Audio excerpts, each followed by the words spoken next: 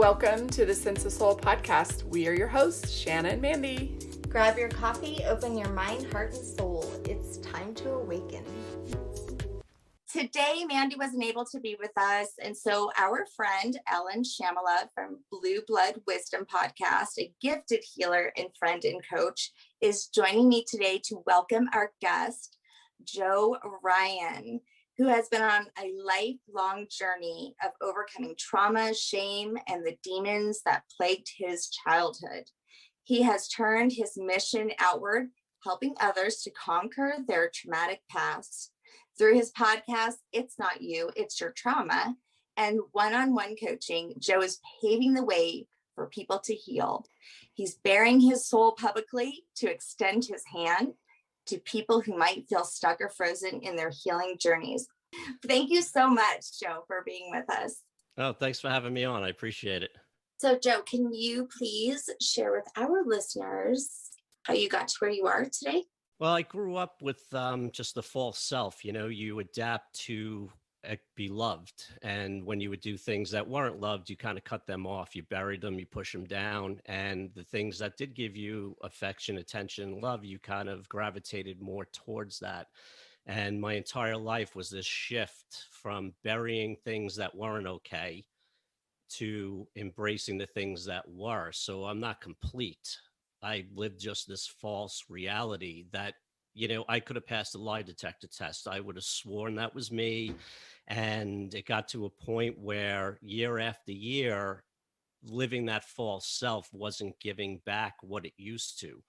And you start questioning, who am I? Is this really me? Is this the life I want to live? Are these the things that I want to be chasing? Why am I chasing them? What do I get out of them? And, you know, I was good up until a point. I felt like I, resolved where I really didn't, and I just accepted that this is who I was. This is the life I was going to live. I kind of fulfilled that picture that was painted for me that I adopted in my head, the house, the picket fence, the job, the business, the kids, the wife, the whole thing. And then it slowly started to fall apart and I couldn't figure out who I was without all of those things. That was my whole life's goal, was to get to that picture that was painted. I had it for about an hour. It was a really good hour. and and then, everything that should just hit the fan and everything started to crumble. And I was in this, I call it a shame spiral. I didn't know who I was. I had no more identity. I had to live up to a certain standard within myself. And that's what I realized later on, that it was within myself that I adopted the standards of the people around me. And I couldn't live up to it anymore. I was midlife. I lost everything. And, I walked out of the house with a laptop and a pillow and had to start over. And it was like, well, where do I go from here? And how do I get those needs met now? Because I didn't know how to meet them myself. I didn't know how to validate myself. I didn't know how to feel good about myself. I just was living in self-hate, and without all of the decorations around me of the house, the family, the job, the money, I felt worthless. And that's why I had accumulated all of this over the years, was to not feel my self-hate, my shame, my worthlessness.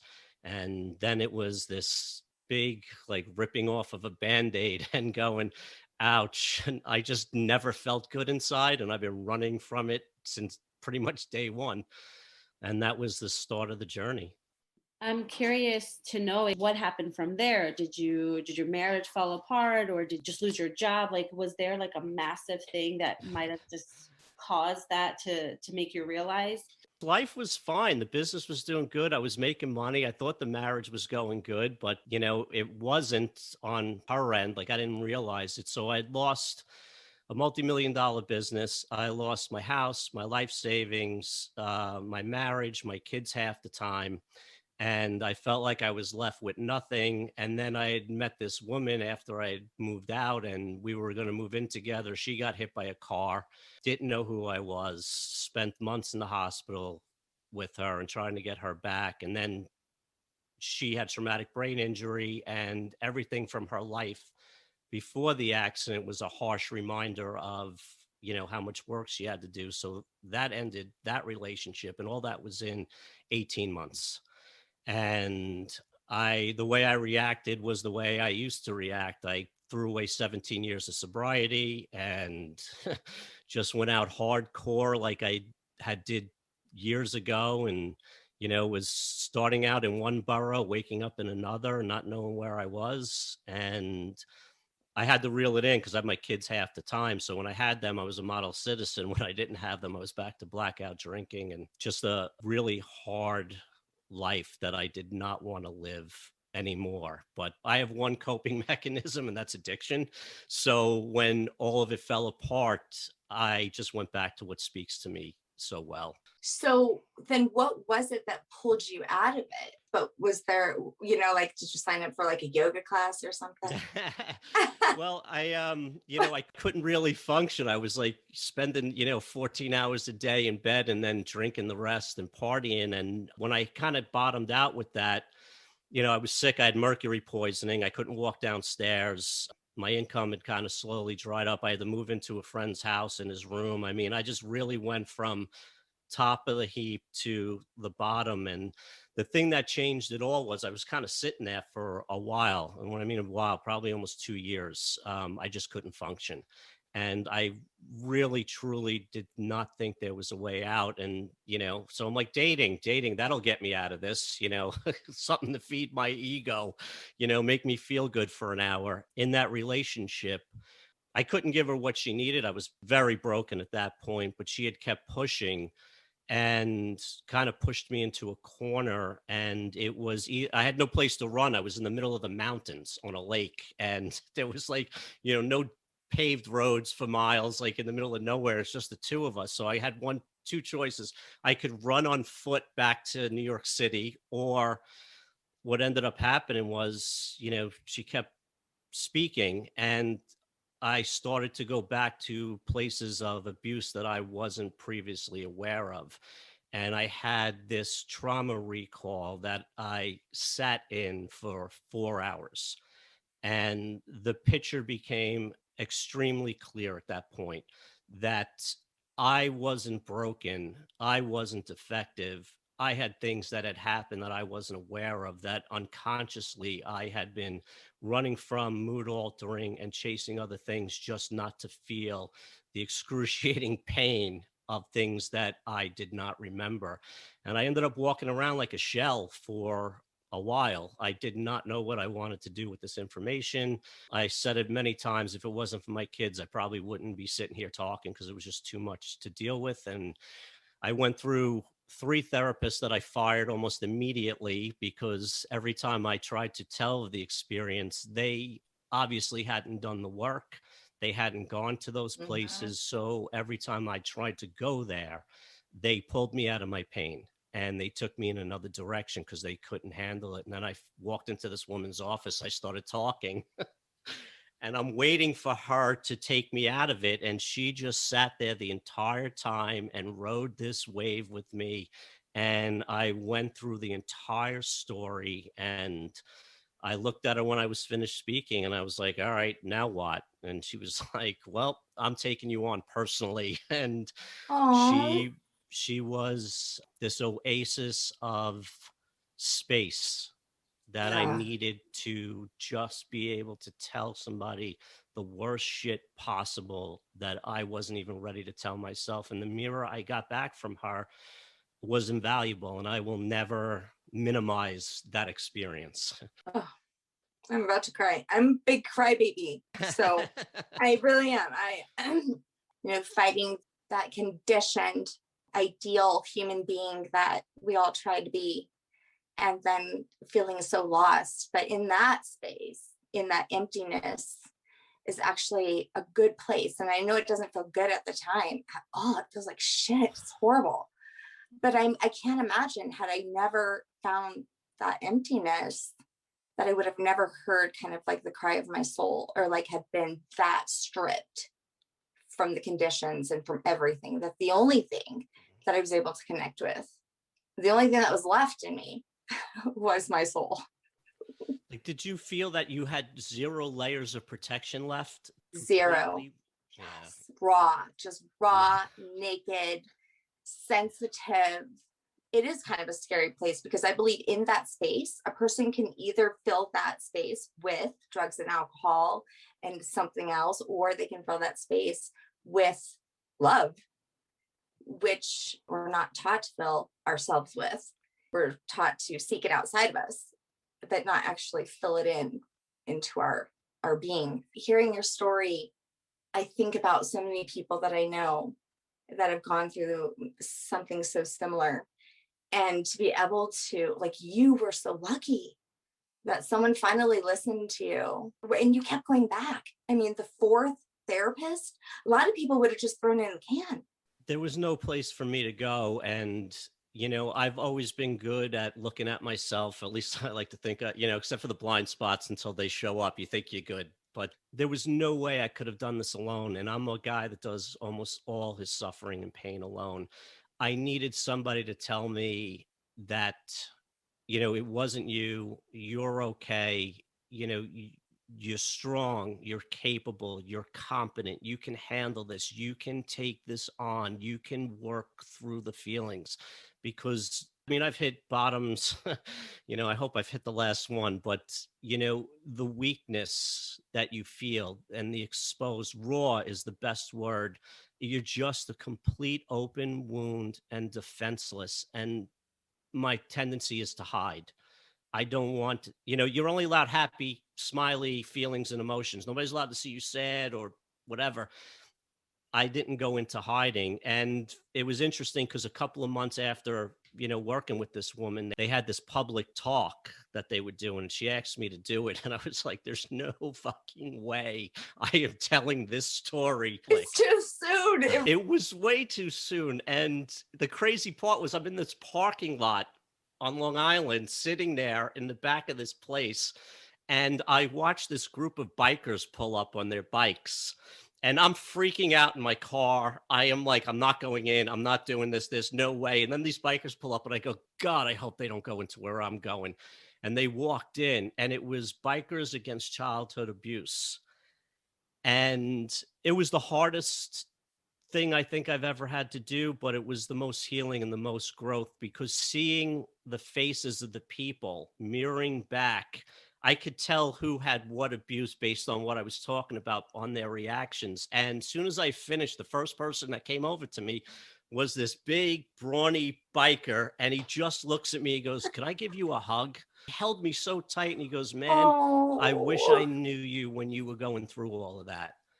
And that was I still remember, that was such a healing moment that, especially guys, you got to man up and Neanderthal and all that shit that just leads you into more shame. This guy just went completely vulnerable on me. And this is a guy I would have been terrified of, being so sensitive and seeing this, tough macho guy. And he went more sensitive than I did. I was like, all right, cool. So this is where the healing is. We just get honest and we put all that crap aside and we be real. I don't know how spiritual you are, but it seems to me like you had that scenario bring you into that idea of, well, love will help you. This guy who showed you this love, who you never thought would come and give you that type of reaction. To me, it's all about everything happens for a reason, and it happens at the perfect time. And when you take opportunities to do things like you did, you said, I'm not ready, but you went in and you did it, and you let yourself be seen and heard by so many other people. At that time, it was like you pushed yourself out of that fear. And it was because of that moment that you allowed yourself to get out of that space and to be real and raw for other people to see, that the universe said, he's on his path. Let's show him this is what the next step is. And this is why you say that your style of coaching is different than others, because you show love and compassion, because I feel like that's really what you learned is going to help you bring more of the vulnerability out of others who may feel like they're stuck in their shell. Definitely. I think about him often when I'm coaching. I definitely do. It's allowing people to have that space to express themselves. So I grew up in a place where it'd be like, I feel sad. Shut up. What do you feel sad about? Not being able to express yourselves. And then I go into a room and do it. And then people were like loving you for it and thanking you. And I was like, wait, This Yeah. against every rule that I've Yeah. ever grown up with. Nothing. Right. Shared an episode, you and somebody else. It was like 46 minutes and you told your story. And I loved that episode, by the way. Your vulnerability, your honesty, and your rawness. It made me think of my son, because my son was definitely living just like that, all, just trying to be that perfect human, everything that mom and dad and everybody wanted you to be. And then he got really lost when it just wasn't aligning with his soul. And in that space, he did not feel any love and acceptance in the world. And one day we went to my nephew's birthday party. He was turning 4 and like loves my son. And he just kept running up to him and he was introducing his friends to him. And he's like, this is my friend Drew. And Drew's like, I'm your cousin. And he goes, you are? And he just hugged him. He goes, I love you. He got in my car that day, cried, said that was the first time I felt love like that in so long, Mom. He's like, he don't care if I have a job or what I did with my life. He just loved me and he made me feel it. My God, what unconditional love, loving with no conditions, just like that man did for you. How it can change someone's entire trajectory. It's amazing. Love is the most powerful energy ever. It is, and it's hard. That self-love is hard because I just live in complete self-hate. And, the 4-year-old who lives in vulnerability and they don't know it because it's just, they're not protecting it because they haven't had a reason to. He was just being him, and look at the gift that he gave. I mean, it was so beautiful. I just think that my son grew up thinking, I love you as long as you're getting A's. I love you as long as you're getting that home run. I love you as long as you're following the rules. And of course, I still loved him, right? But I definitely was putting more focus on celebrating his triumphs and, putting his picture up on Facebook when he did good. And then when he didn't have any more of those, there was no more pictures, right? I see it a lot. We all do it. Put your kids' picture every time they, lose a tooth and you're celebrating it. But then when they're in trouble or not aligned with the world, they're no longer getting, rewarded, and they feel it. And that's how unconditional love is just destroyed. It is. The image is more important than reality. Shame will always exist. And, we're all guilty of it. I did. As a single parent, I would put stuff on Facebook of my kids just because when they would do something, I'd look around and go, hey, did you see that? And I'm like, wait, I'm alone. I'm a single parent. So for me, it would put it up and it would be like other people could celebrate in it. But we don't realize it, even as hard as we try not to shame or condition our kids in a certain way. I always think, like, I coach sports, and my kid was playing soccer and everybody was like, oh, no, let Sally have a turn, let Johnny have a turn. And then you hit a certain age and it's like, go kill Johnny. Like, so you score that goal no matter what. So we go from playing nice and then we teach them, to start protecting themselves at some point, because it's a very dangerous world, and it's a scary world. And that's why family systems are so powerful, because you live in this closed off system, and the safety is in us staying together and having this belief system.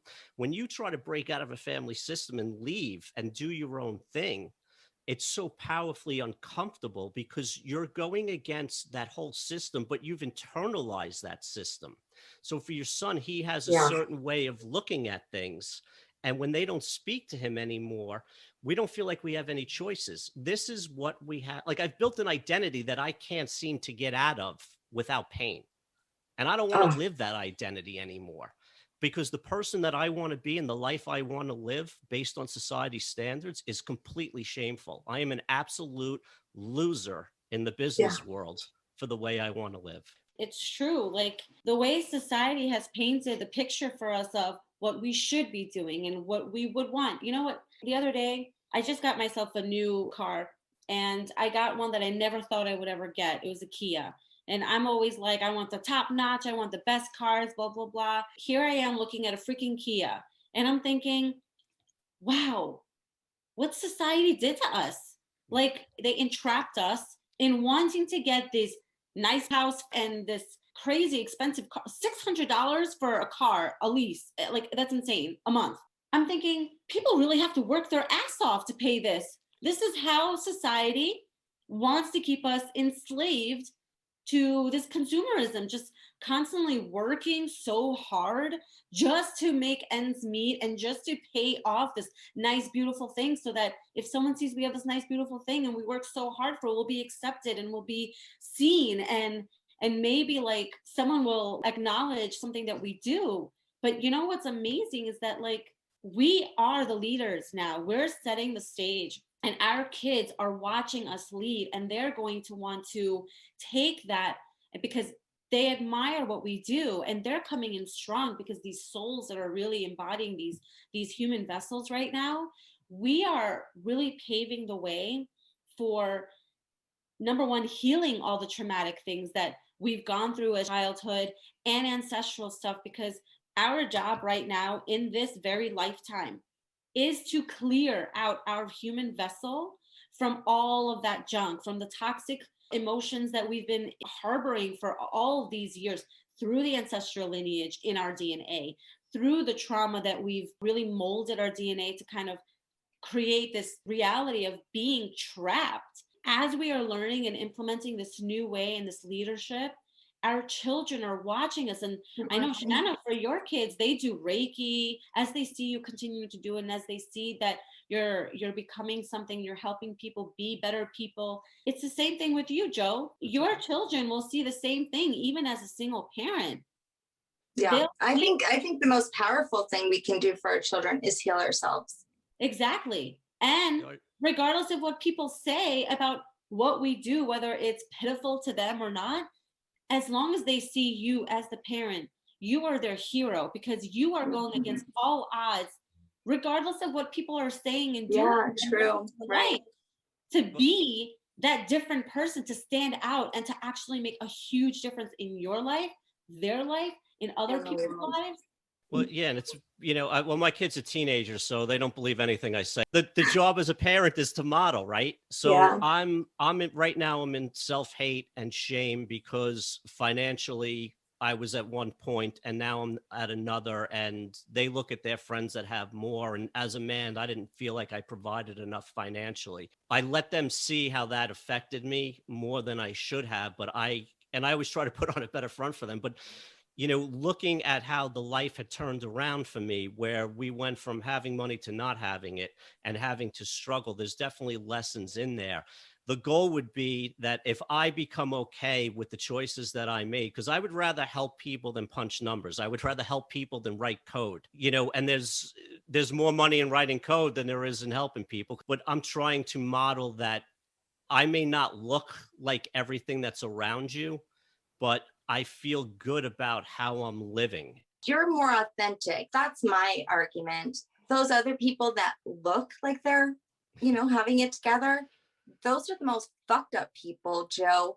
And, I have come to this place where through my ancestry, I'd watched that women in my family tried to put that front up, right, to show that we're fine, right? I don't do that anymore. If I'm stressed, I'm gonna let my child know whether they're 2 or if they're 23, because that's real.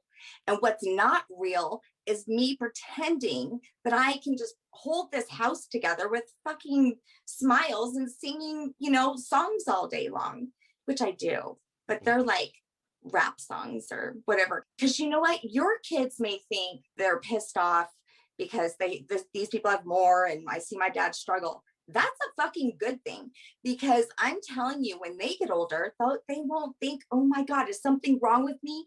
My mom could do this, but I can't do this.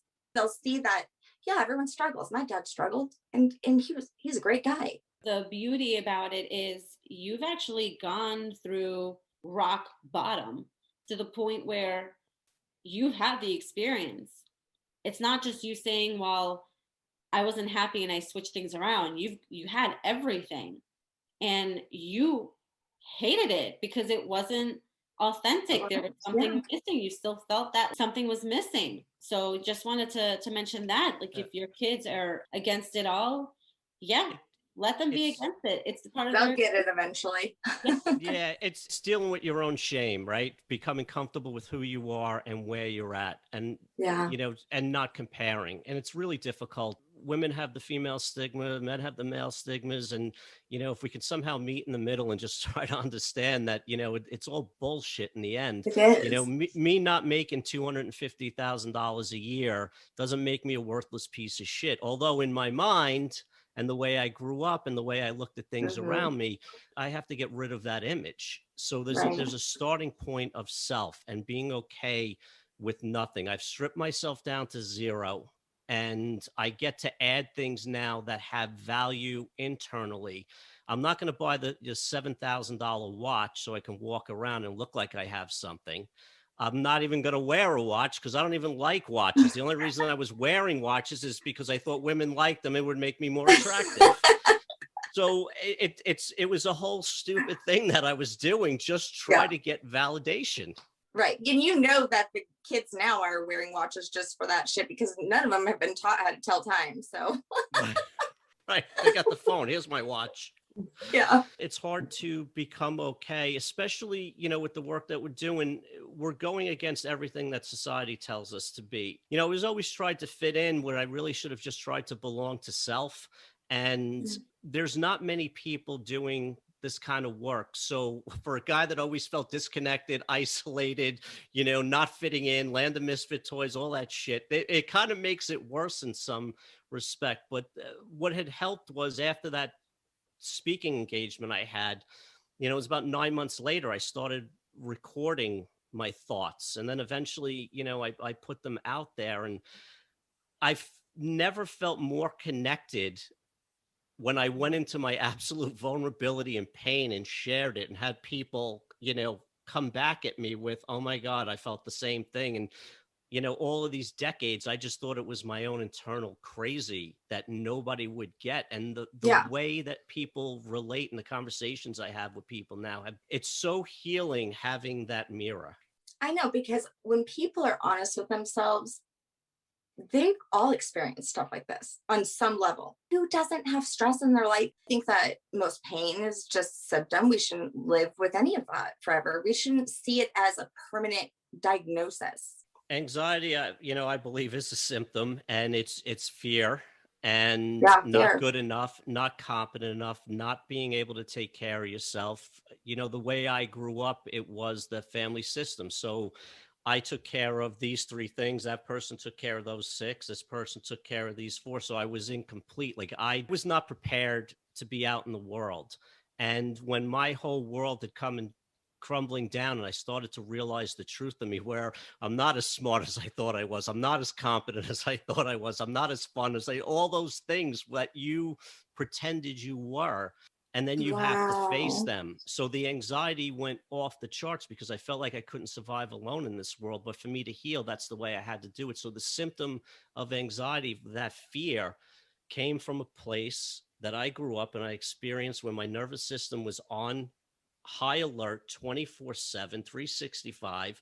And it's learning to manage those situations and walk into that fear and sit with that fear, not in self-pity, but don't attach to it with your thoughts, but just let that pain and fear and all that anxiety take you over so that you can learn that you're stronger than it and you don't have to run from it. I will never say that I am recovered from any of this because I never will be. I am affected the rest of my life. It's the degree that I let it affect my life moving forward. It's that degree. So every day that goes by, it affects me less and less. I mean, I'm not agoraphobic. I'm leaving the house. I'm learning how to socialize again as me, without booze, without trauma, without defenses. And that's fucking scary. And that's raw. And that's why you probably filled yourself with that, because raw is so uncomfortable. When you're in that space of emptiness, you feel where I think we're just wired. We got to fill that with something. It's got to be love from somebody else, or it's got to be drugs or alcohol or antidepressants or whatever it is.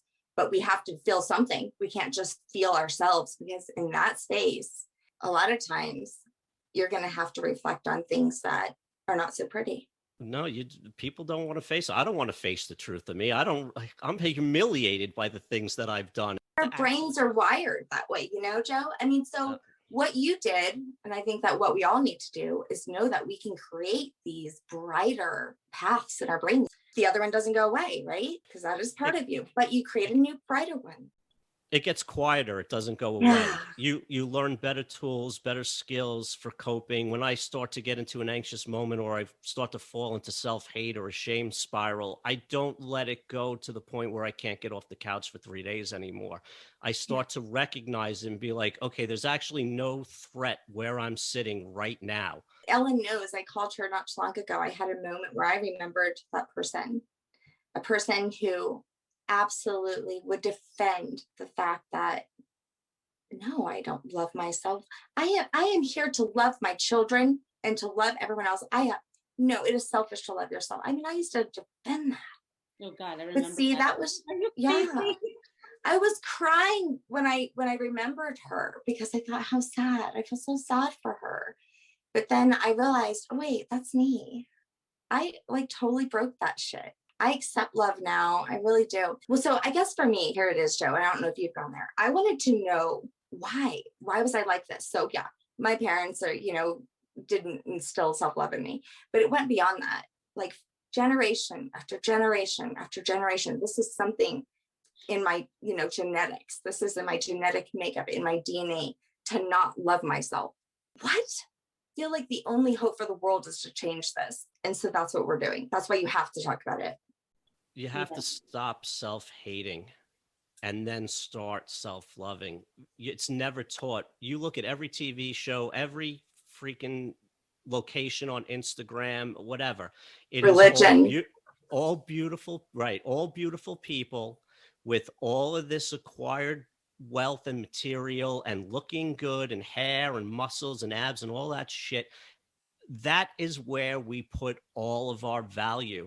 It is not the human wearing that or portraying that, because they are irrelevant. We become a fucking billboard for other corporations to sell their products, because if you're not wearing Prada, if you're not driving the Lexus, you ain't shit. And we are going to shame you and make you work and work and work just to acquire those things so that you think you're going to get there. I had very successful business. I came home one Christmas with more cash than I've ever seen in my life. And I dumped it out on the floor with my wife at the time. And I looked at it and I was so proud for about 30 seconds. And the first thing that popped into my head after that 30 seconds of pride was, oh shit, we're going to have to do more than this next year or else I'm a failure. And I was like, holy shit. And that sticks with me to the point where I told the close people in my life that I have to learn how to be happy poor and then add money, worth, and value in as I see it being fit for me, not how everybody else is looking at me. And that's fucking hard. Yeah. Because I want the Land Rover. I want the Lexus. I want the Tesla. I want the big house. I want the apartment that overlooks Central Park. But I know if I acquired that, what I would have to give up and sell my soul. And when I got there, it was not going to give me the feeling I thought it was going to give me. And then I am empty and we're starting over. With your coaching that you do with your clients, you mentioned that self-love is important, right? And that's and we're talking about unconditional love. We're talking about love. And in this case, we're talking about also giving ourselves unconditional love. We don't need all these things to fill the void, but how do you get there with your clients? What type of client comes to you? Is it the same person that says oh shit, I have everything, but I don't like it? Or is it someone who's really rock bottom? How do you get them? And how do you get them out of their part to actually love themselves? Well, I get a full spectrum, complete denial where it's just something just doesn't feel right. I don't know, and it's not purpose denial. They haven't uncovered it. Then I have people that have hit bottom that know that they've been abused and they know it's their trauma and they don't know how to work through it. So it's uncovering one layer at a time. So if somebody comes in that has a heavy alcohol addiction, that's the top layer. We got to address that first. If somebody comes to me who's been in sobriety for 6 years, I don't have to go through those top layers. They've already done some work. The way of self-love, they're actually doing the self-love. They don't know it. I'm just telling them that they're doing it. The fact that they fucking show up and tell somebody that they don't really know their worst shit, you just being there is an act of self-love. But I feel like shit all day, and I'm writing this stuff out, and I'm sitting with these feelings, and I'm like, yeah, it's going to take a couple of years of you feeling like horrible. And my job is to acknowledge what had happened, validate it, mirror it, let you know how strong you are and how you are loving yourself until you believe it. Like, they don't believe me. Yeah. I'm like, that right there is self-love. And they're like, no, it's not. And eventually, 3 months, 18 months, however long it is, they start to realize that what they're doing is self-care and self-love. It just goes against society and family. Right. It's like, get out of your own way. You've already got this. And, I think that for me, the best thing I can do when I find that they're not able to see that is to really have them become that witness and listening to these negative thought patterns that, oh, I'm going to do this for myself. I'm going to, go see Joe for some coaching. And then you have this negative thought pattern. Yeah, but you've sucked. Like, you've never been able to, finish a program. You'll probably quit this one. Why are you spending your money there? You go buy a Prada bag, right? So and so becoming the witness of that ego and just putting it in a timeout, that was like the hugest realization of my life that I had. I mean, I can't believe how I talk to myself. And I still, like you said, it still tries to come in my head sometimes. And I'm like, are you fucking kidding me? It's amazing. It's amazing. The self-doubt mirroring is very important. The positive mirroring, because, I don't know, I'm like 30, 40, 50 episodes. I don't even know where I'm at yet. And there's a part of me that still sees no worth and no value in what I do. And, that's all me. So you could mirror all you want, and you could try to lead me there until I get to the point where I actually fully believe it. It's not going to matter. So all the flash and all the stuff you dress yourself up with to get the attention, to get the validation, that's part of it. Like, when these people that are coaching have to go and do the work. They have to go process what we discussed. They have to go into the feelings of why they feel like guilt, why they feel the shame, why they feel like shit, why they can't believe that they have worth and value. And that's important. That it's not like, you go to regular therapy and you show up, you talk for an hour, and then you're on your week and you forget about it. You have to do the work. And the ones that do the most work are the ones that continue to come back, because they just keep peeling away layers. And there's that excitement when that light bulb goes on, that moment where it clicks and you feel like 1,000 pounds emotionally lighter. It's kind of addictive, and you want to get to that next layer. The only problem is you can't force the layers. They're going to come when they choose to come. You just need to be paying attention for them. Do you work with divine guidance? No? Okay. Like, for me and my end, my thing is more on the spiritual side, where I invite higher self, or the God force energy I like to call, to be able to guide us. And when you embody more of that, it helps you to kind of be more of the observer, like Shanna said, so that when you're the observer, you can hear that ego because it's still very much present. And as its presence is making its way to you, you are able to be more aware of, I hear the love, but then I hear the negativity. And I am working towards love, and this one feels better. So I'm just going to go and listen to this one, but that does take so much effort and work. You just said it, Ellyn. This one feels better. You have to go and you have to trust the discernment, because your body and soul will never lie to you. It's never going to agree with your piece of shit. It's going to feel good when, you're telling yourself that you're fucking amazing. I love what you were saying about how you've got to believe it and put it into action, because I had so much knowledge on this, right? I'm like, I know everything about it. I could quote it and all, but I wasn't using it. But I could tell you all about it. In fact, I mean, maybe you would even use it and be successful, but I wasn't. But I was pretending that I was like, very knowledgeable in this. But then once it clicked for me and I started using it, now that action turned into wisdom, like true wisdom. And that's where it's at. You have to put it into action. I tried to read through it. I tried to think through it. Yeah. I tried to act through it. I tried to acquire through it. I tried to drug through it, work through it, sex through it. Nothing. It didn't take me anywhere. It was sitting with those feelings alone, quiet, the depths of the pain in my soul, touching it and just letting me sob. Sometimes felt like days, and getting it out, because we weren't allowed to express it. We weren't allowed to show it, and we weren't allowed to feel it. So we pushed it down so far that we cut off from it.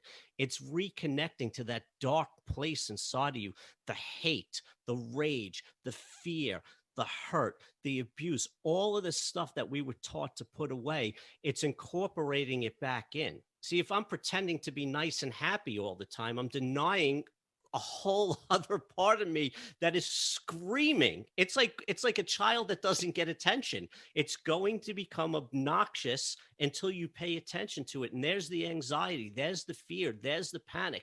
It wants to be seen, felt, heard, grieved, and then released. But it is the hardest. It's hard. Like, just tell me where it is and I'll go there at this point. I just don't know where it is until that layer comes. And it's like, okay, now you're either going to sit here miserable or you're going to go into it and deal with it. And that's when the change happens, is when you start to feel as bad as you really, truly feel. So you don't have to feel bad about it anymore. You've got a hard job, man. I love it, though. I have to be honest. When I see people, when that moment comes and I can see it on their face, when they go to those places and they're sobbing hysterically in front of me, and I hold that space for them, and then they feel that all of that has left, and then they talk about it because it clicked in their head. They realize, I'm feeling bad over here because of this happening over there, and that dot gets connected. And then they incorporate that back in. To see that and watch people's progress is phenomenal. Like, I can't even tell you the joy seeing other, I mean, they're crying and they're upset, but there's a joy that comes after it. That's Yeah. the place that The I love. freedom. There is a freedom, and knowing how and when to bring something to their attention. Like, you can Right. feel resistance, you can feel walls. And it's like, I see this so clear right now, and I just want to tell you this, but I know Yeah. if I do, it's going to take you off track.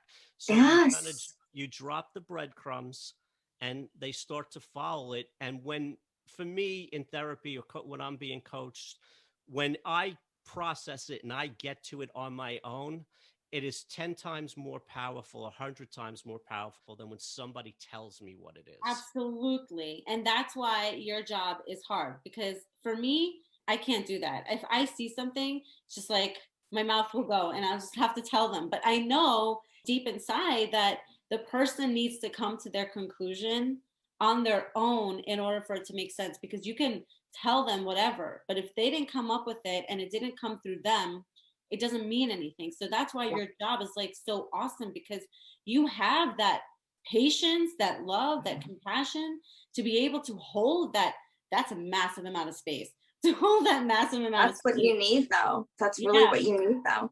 Yeah. You know, I had this girl, she texted me this morning. She's one of my students, and she said, oh, I'm so stressed right now. I'm having a hard time doing what I know I need to do, and this, and that. I'm so busy and I have a lot going on.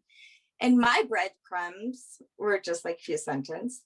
I hope you have a good day. Remember, what is yours and what's not yours, and what you can control and what you can't. That's all I threw at her. But I mean, really, if it's not yours, then you can't control it. And most of the things we can't control the weather, worried about what's not here yet, being present in the present moment. For me, that was my savior. It's hard to be in the present moment when you're constantly reliving trauma that you haven't processed. So my job is to get you back to that trauma, to that event. So the being present is actually forgetting that we're talking, forgetting that I'm in the room. When you go within yourself and you can feel the air from that day, the temperature, the smells, the sights, the sounds, when you actually put yourself back to that moment and relive it, when you come out of that, that's when you're in present. You're being present with the trauma, right? Instead of letting the trauma be your present, you are in control of it and you are being present. That's the difference. You're the one in the driver's seat. Our human brains can hide shit. I've been working for years and years and years, working with other people, having many healings throughout my life and since I've been on my journey. And whenever I would hear stories like yours, I'd be like, oh, that's so sad. That happened to me too, but it didn't affect me. I wouldn't tell you that, but that's what I'm thinking. Probably maybe about a month ago, I wake up in the middle of the night and everything I thought never affected me, I realized had been affecting me forever. And maybe I couldn't remember what it felt like, but my body remembered the fear. Everything hit me like a fucking ton of bricks. I never even knew it existed in me, that fear, at that moment. I had no idea that it was there. It has affected every relationship that I've ever been in. I was just blown away. But so then once I realized it, I was like, holy shit, that's been living in me, this fear. But that's all it really takes. It takes sitting with it, acknowledging it, giving it some care and some love. I sat with myself, just crying, sitting with the fear, my body, how it feels so tense and tight, and just really connecting all the dots, like you said. And then I was like, I'm letting that shit go, but I had to be present with it. That's it. I mean, intellectually, I just hit another layer that's been coming up and I know it's coming and I haven't felt on top of my game. And intellectually, I kind of know what it is and I'm starting to move that way, but I can't think my way to it. I have to stop thinking about it and lay down and let the feelings come up. The feelings will lead you to freedom.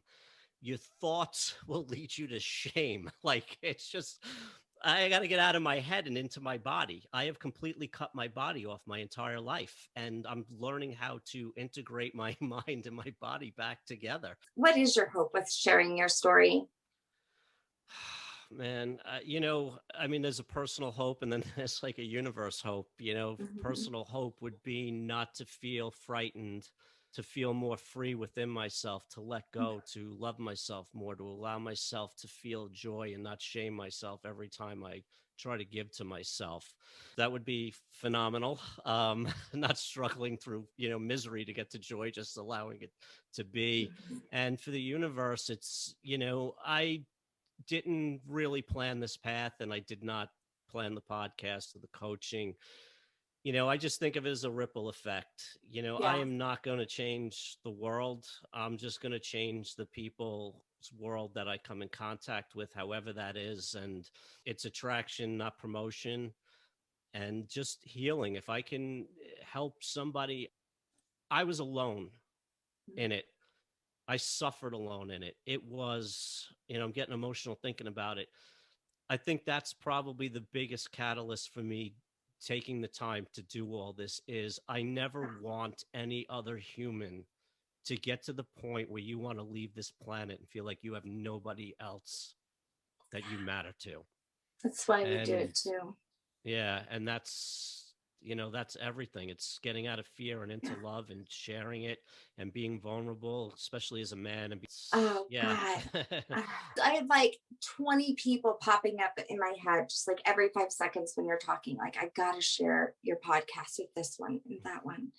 I just think that it's beautiful. I think you're a rare soul. And I appreciate you so much that you are just being so vulnerable and putting your shit out there just to help other people and to heal yourself too in return. It's a beautiful thing. Isn't it crazy? Like, whoever thought that, like as a teenager, if someone would have said, you know what you really have to do, you have to lose everything and then you will eventually find, where you're supposed to be and heal yourself. What's the point of life then?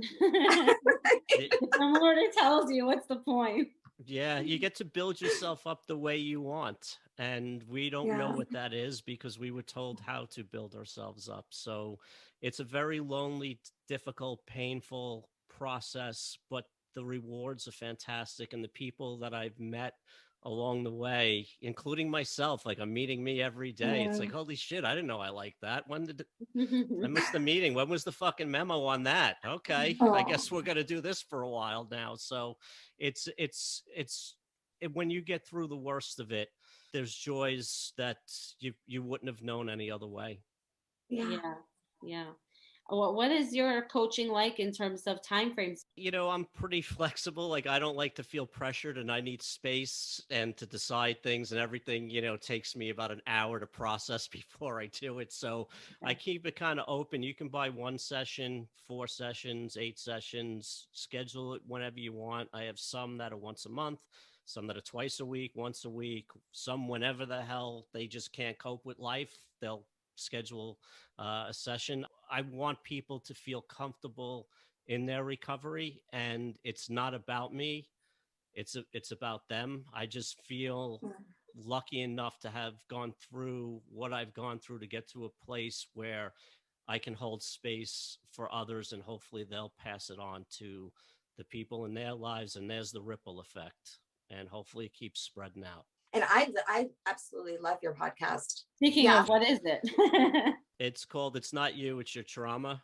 Go to joeryan.com. I have links to all of it there. It's Spotify, Apple, the cool. usual places. Yeah, I'm glad. Thank you. It's and that's it's another thing. It's just raw.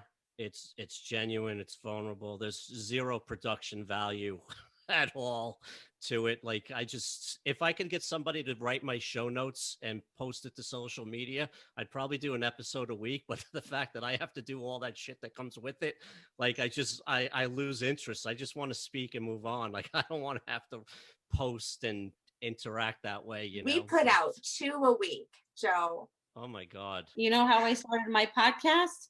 I was literally jumping on the trampoline, and prior to that, I was depressed for weeks.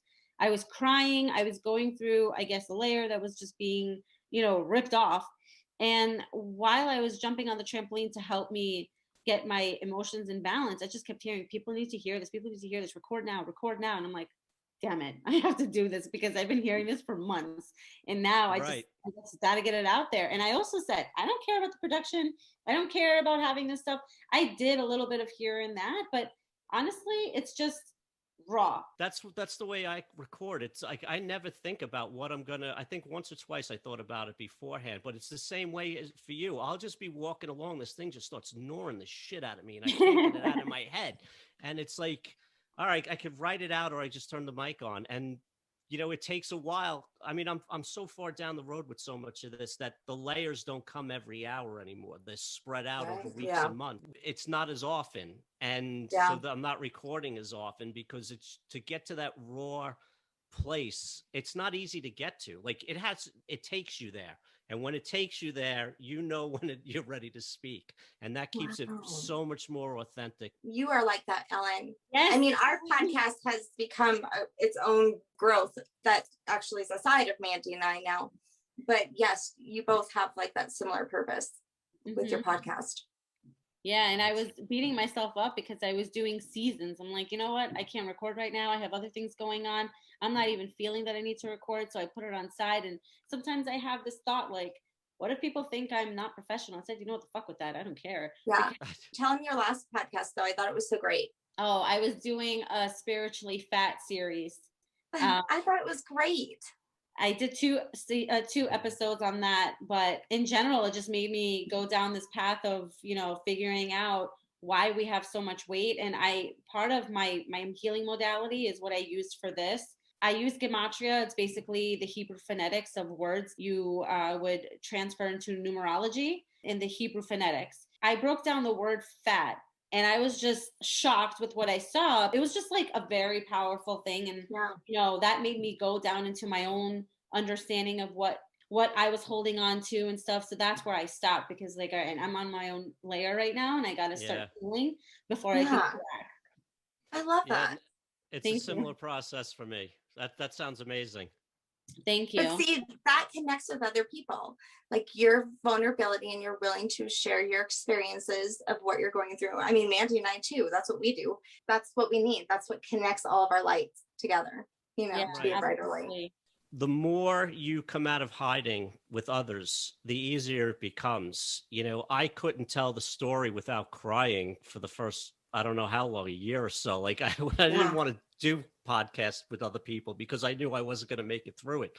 But when you start to own it and you start to get comfortable with it, and it just becomes a part of your fabric, of your core, you don't think about it. Like I would say stuff and then I will record an episode. Then I would hide for like 10 days because I was waiting for somebody to shame me publicly over it. And now it's gotten to the point where you just own it. It's like, this is just a part of me. And it feels really good to have that foundation and not have to hide anymore.